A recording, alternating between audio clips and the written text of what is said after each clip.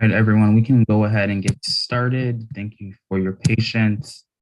The date is March 21st, 2022, and the time now is 6:32 p.m. This is the public speak out portion of the Springfield City Council's regular meeting. I will remind people that at or before 6:30, 7 o'clock, we will end speak out and councilors will enter the regular meeting scheduled for 7 p.m. Everyone will have up to 3 minutes to speak. I would ask that those individuals who are speaking also please state your name and address for the record before beginning. I see 4 folks here that have been communicated with me as signing up with our office. And the first name I have on my list is Colton Andrews. So we'll get started with you, Mr. Andrews. Thank you, Mr. President. Good evening. My name is Colton Andrews, and I am the president of the Pioneer Valley Building Trades Council. I am here tonight to speak in support of the requested $6.5 million for the 31 Elm Street project. Unfortunately, we are at a make or break moment for this historic development. While I do understand the frustrations of some, this project is far too crucial and necessary for the current and future development of the great city of Springfield. So on behalf of the hundreds of our members who will be working and will continue to work on this project, we respectfully ask for your support and approval of the $6.5 million. Let's not miss this opportunity to put the hardworking men and women of Springfield back to work. Thank you. All right, thank you, Mr. Andrews, for your testimony. Next, we have Ms. Linda Thompson in the queue. Ms. Thompson, you're muted.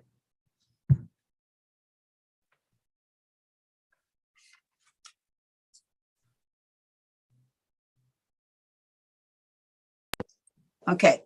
Hi, I'm Linda Thompson. I live at 83 Randolph Street in Forest Park in Springfield. I'm opposed to the additional $6.5 million. I have lived in Springfield since 1978 and in my house since 1983. I am an attorney. I'm very concerned about the poison courthouse that we have here and funneling city money into a building that will not serve the purposes of the vast majority of the citizens of Hampden County and Springfield who have to visit the courthouse. It has been my observation that the city is inundated with commercial properties that are for which there has been deferred maintenance. And the deferred maintenance is what has put the building at issue in such terrible condition. I had an office in that building. I would walk in on days where the water would come up through the carpet over my shoes. I do not think it's a building that will actually enhance downtown Springfield. I am concerned that there is no grocery shopping available for residents who would live in that building. And I think our problems are should be much more focused on the need for a courthouse, which Springfield could build and then lease to the state. In addition to that, I want to point out that I attended the in-person forum, and my daughter parked in an empty parking lot across from the Civic Center. It was a snowy night. She was the only car there. Within 20 minutes of parking, she was towed away, and it cost her $215 to get her car back to attend a free event in Springfield. There's something wrong with that kind of invitation to come to downtown Springfield. Thank you, Attorney Thompson, for your testimony. Next, we have in the queue, John Thompson.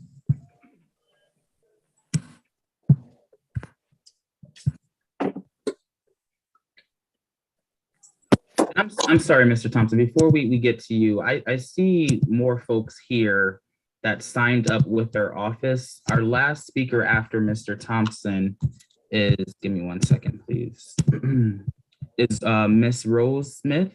So can I just ask the others, did you sign up formally with the office Ellie, I see you. Mr. Mulcahy, just wondering. Mr. Pignelli? I'm here as an observer. Okay, thank you. All right, next, Mr. Thompson, I'll pass it on to you.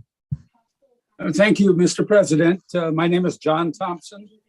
I live at 83 Randolph Street here in Springfield. I'm also an attorney. I want to speak to this problem in a little bit different perspective. This is a very expensive project. It's going to cost over $56 million already, not counting the $6.5 million that's being considered now. And 51 million of that, over 90%, is coming from the taxpayers, either in the form of repaying loans or subsidizing it through historic tax credits and devices like that. The question is, who's going to benefit from this the most? And unfortunately, it looks like developers are going to end up with the ownership of this project and therefore with the profit from this taxpayer-supported project.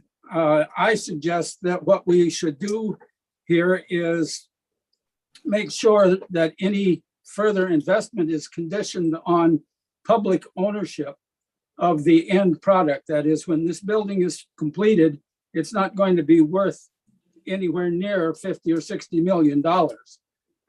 So the taxpayers are going to come up short unless we participate in the ownership. If the taxpayers own the building, the taxpayers will be able to control what is done with it and also benefit, that is, by having our tax output, which is almost always just an output, actually returned to us. So I think a condition of any further investment in this project should be public ownership of the end product. And we'll pay a nice thank you fee to the developers, but it's time for the taxpayers to benefit from the investment of their own taxes. Thank you. Thank you, Mr. Thompson, for your testimony. And last on our list is Ms. Rose Smith. Good to see you, Rose. It's good to see you as well.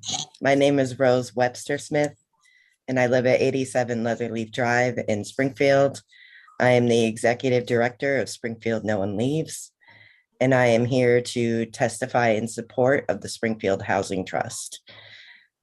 Springfield No One Leaves spent 5 years gathering the data on housing in Springfield and found that we had very little programs to assist homeowners so that they could retain their properties, whether it be through code violations or foreclosures. And we had very long waiting lists for affordable housing within the city. Hence, the idea of the trust to bring more community control over housing in our city. Community control is important, and it brings the stakeholders all to the table that are working on housing. So that's our service providers like Wayfinders, the Department of Housing and Community Development, grassroots orgs like Springfield No One Leaves, all to come together to sit at one table and find solutions for not only our homeowners, but also our tenants, and to build and renovate affordable housing within the city. This idea was actually born from a longtime member who recently passed away, Michael Gideon. Never asked us once to help him with his case, but instead brought the issues of what was happening in the city to us and asked us to do an independent study, which is what we did with Mount Holyoke. And thus we went to Councilor Letterman with the idea of the housing trust, and I'm hoping tonight that we will begin the process of making that a thing here in Springfield so that our residents can stay in the communities that they help to build rather than displacing them out of their communities. Thank you. All right, thank you, Rose, for your testimony as well. And that will conclude our public speak out for today and the list of folks that did sign up with the office. Counselors will be on our 7 o'clock call in about 18 minutes. Thank you, everyone.